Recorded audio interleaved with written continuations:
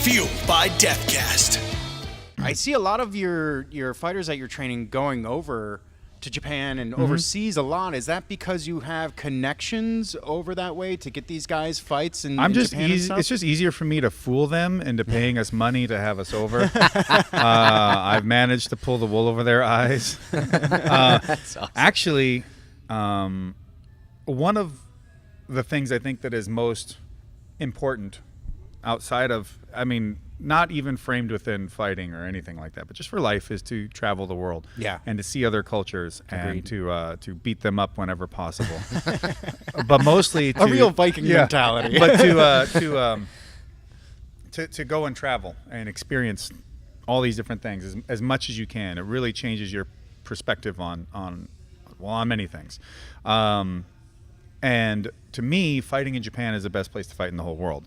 Nothing against my American fan base. I love the hell out of you, and my European, and you name it. I'm happy to have you all, and I've always had fantastic experiences with everyone from all around the world. But I've really, really enjoyed fighting in Japan. Yeah. And I am biased, especially because of my background from the Japanese professional wrestling side. Yeah. But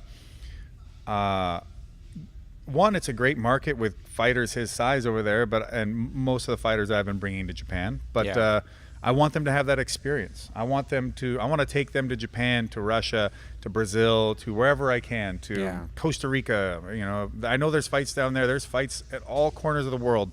And if I can get these people the opportunity to go and see that world and experience this thing, and you know what? Nobody makes really good fucking movies anymore, like Bloodsport and The Octagon and all these ridiculous martial arts films that drew me in as a kid.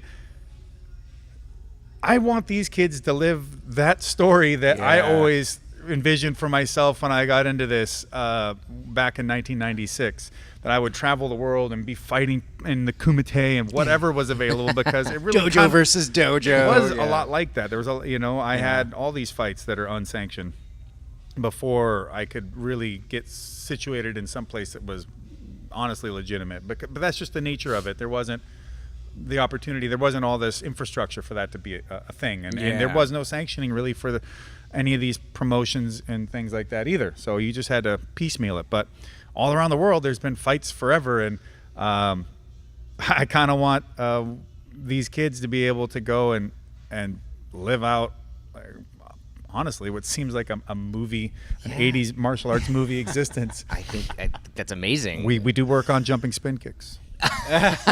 Good. Good. Do you ever see yourself competing in Japan? Oh, yeah. I'm trying to find the next place to go and ply my trade as a murderer of human beings. Yeah. So I'm hoping to be back in Japan, if not just for MMA, but for professional wrestling. Yep. And sky's the limit, man. It's a big world. There's a lot of faces to punch. Yeah. I feel like maybe I might be misspoken, but I feel like if the UFC has another fight in Japan and doesn't include you, it'd be... Well, I'm no longer a part of the UFC. Really? At this moment, I decided to take my future into my own hands, and I asked for my release. I am a total free agent, and I'm trying to figure out the best way to put the most interesting and screen-worthy cap to this existence as an MMA fighter. Well, that's very exciting for you, because now does it feel like you're almost reliving your younger days of just like it could turn out to be anything? It's really up to you at this point. I want to have a movie made of my life at the end of all this, where in the beginning it starts out talking about when the rise of the sons of Arius, and when the great Atlantis sank beneath the ocean. Yeah. Let me tell you the tale of high adventure. Yeah, that's how I want my movie to start off. And I feel like there's still a lot of adventure that exists around the world in terms of fighting, and I want to do it. I want to try to fight in if I can find one, like a one-night tournament again. I want to do things that I want to be in places and fight people that maybe I would never get the chance to without the freedom that I have now to try and create these opportunities. And I'd love to defend my King of Pancrase title another time. Yes. To put myself as the all-time most title defenses for the King of Pancrase. Yeah. Oh, that's so cool.